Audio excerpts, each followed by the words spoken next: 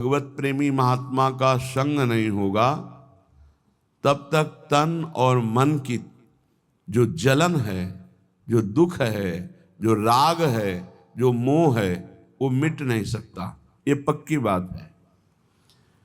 ये बड़ी सूक्ष्मता से देखा गया कि बड़ी कठोर साधना करने पर भी अहम सुरक्षित रहा। अहम सुरक्षित तो देह भाव सुरक्षित, देह भाव सुरक्षित तो हर विकार सुरक्षित। तभी समझ में आया कि रसिक गुरुदेव की कृपा से जो अहम गलित होता है वो किसी साधना से नहीं।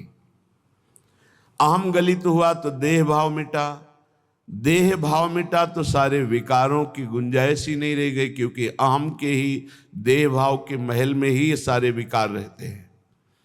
वो निर्विकार स्थिति, वो दैन्यता, वो सहजता, वो कृपालुता, वो दयालुता आराध्य देव की रसिकों में होती है और रसिकों से उनके शरणागतों में उतरती है।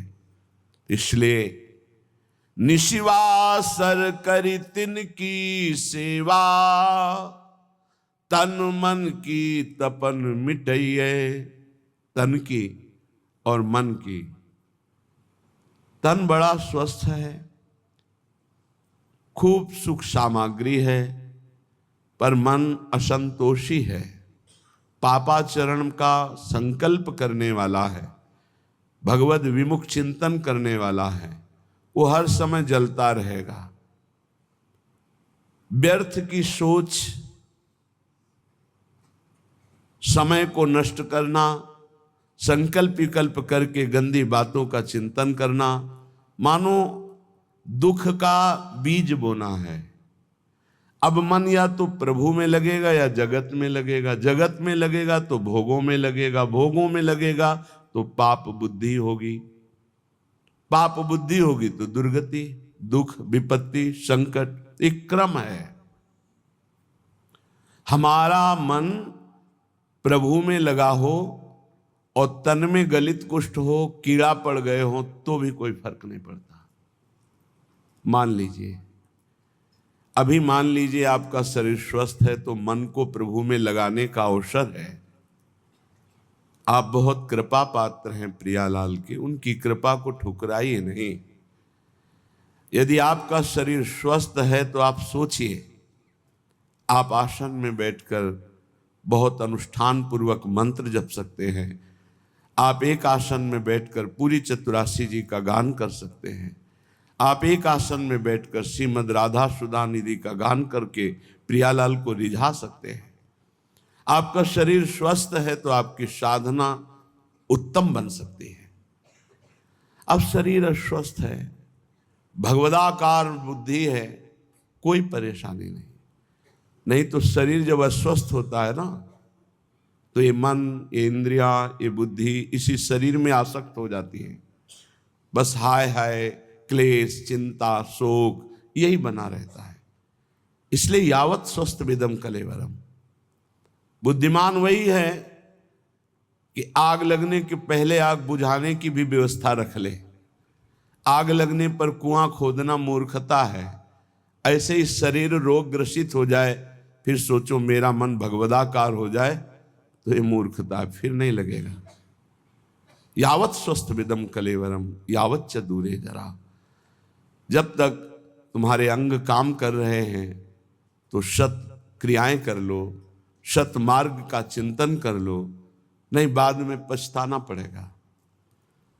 सच्ची मानिए, जब शरीर रोग ग्रसित होता है, भारी पीड़ाएं होती हैं, तो मन को प्रभु में लगाना असंभव, असंभव।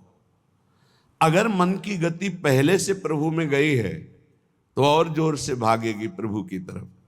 अगर कहीं प्रभु में हो गई है तो कोई फर्क ही नहीं पड़ता है। निशिवासर करी तिनकी सेवा, रात दिन रसिकों की सेवा करके तन मन की तपन मिटई है। सेवा शब्द को अच्छी तरह से व्याख्या की गई है, उनकी रुचि में रुचि मिला देना, उनकी आज्ञा पर चलना। देखो, यदि कोई रसिक महापुरुष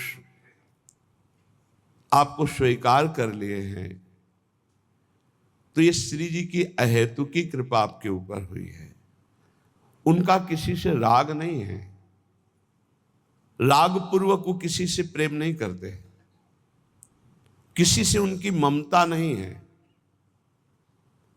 उस सम स्थिति को प्राप्त महापुरुष यदि आपसे राग पूर्वक ममता पूर्वक बात कह रहे हैं तो आपके अहोभाग्य हैं।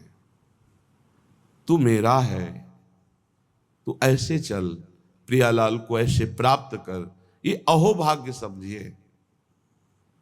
वो अपने चिंतन को छोड़कर आपका चिंतन करके आपके दोषों की निवृत्ति के लिए आपको उपदेश कर रहे हैं। यह हेतु की कृपा लाडली जू की, आपकी तरफ वो देख रहे हैं, आपसे बात कर रहे हैं, आपको अपना मान रहे हैं, और कहीं आपको उनका उच्छिष्ट प्रसाद मिल रहा है, आपको डांट पड़ रही है, आपके अंदर उनका भय है, तो निश्चित आपका परम कल्याण कोई रोक नहीं सकता। ये बड़ी दुर्लभ कृपा प्रसादी होती है, ऐसा जिनको प्राप्त है। कौन सतमार्ग में प्रेरित करता है, कौन किसी को डांटता है सतमार्ग के लिए। तन मन जीवन वारिये भोरी, भोरी सखी है।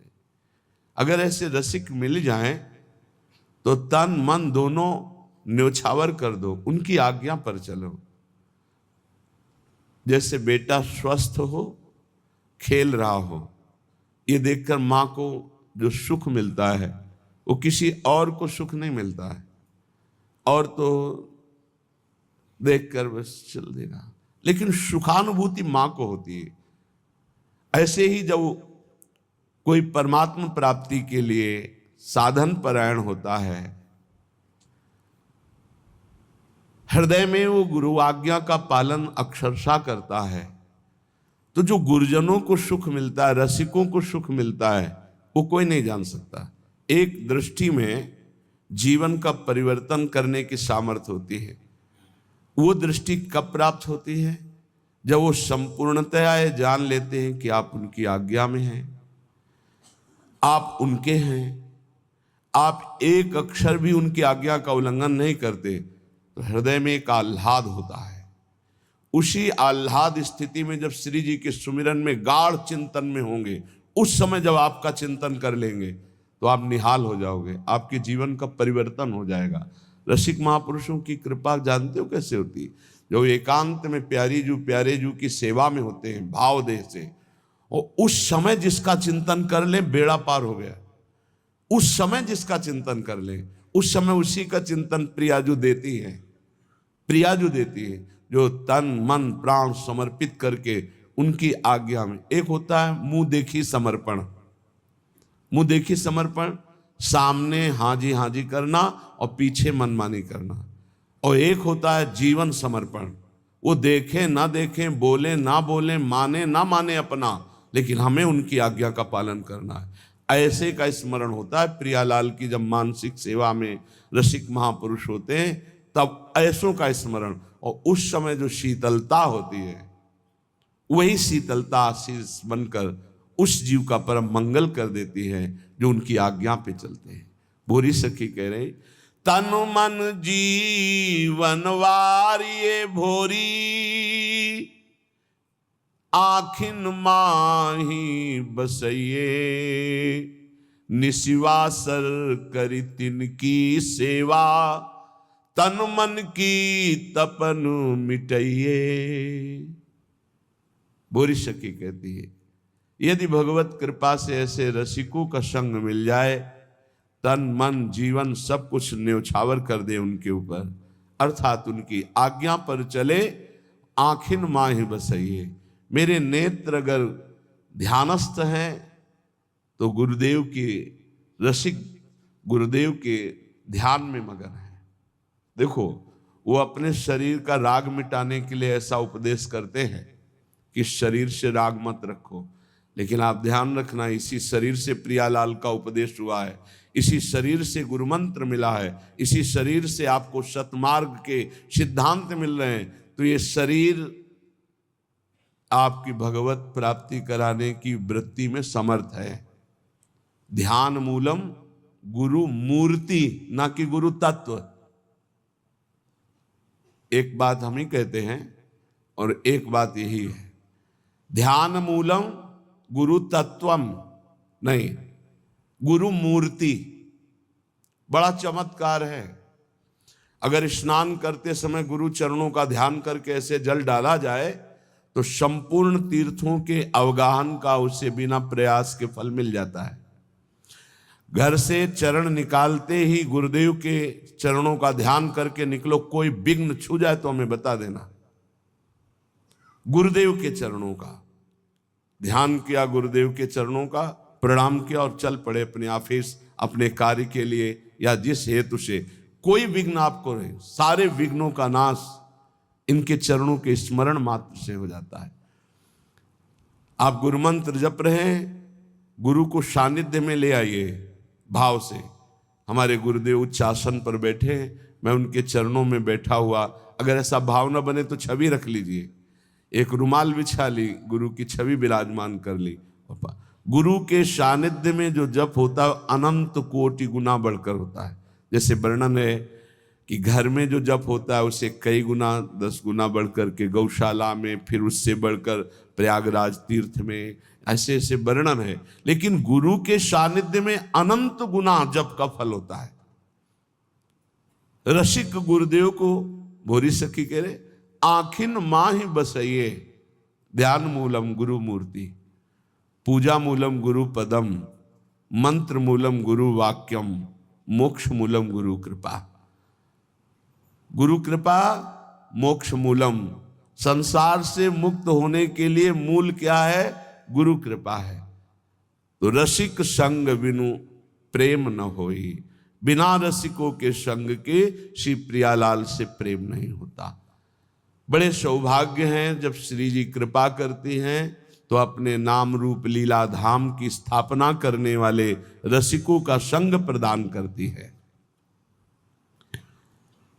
अनादौ संसारे कति नरक भोगा न विहिता, कियंतो ब्रह्मेन्द्राद्यतुल सुख भोगाश्च न कृता, तदास्मिन्नेकस्मिन् वपुषि सुख दुखे न गणयन्, सदैव श्री वृंदावन मखिल सारम भज सखे।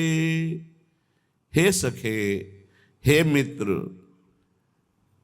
ये जो मैं तुम्हें बात कह रहा हूं इसे ध्यान से सुनना। तुम अज्ञानी हो इसलिए नहीं जान पा रहे। तुमने कितनी बार नरक भोगा है तुम्हें पता नहीं, कितनी बार स्वर्ग भोगा है तुम्हें पता नहीं।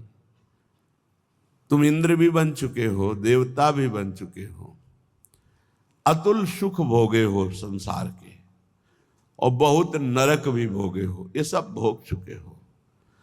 इन काम क्रोध लोभ ने बड़ा तिरस्कार तुम्हें किया है।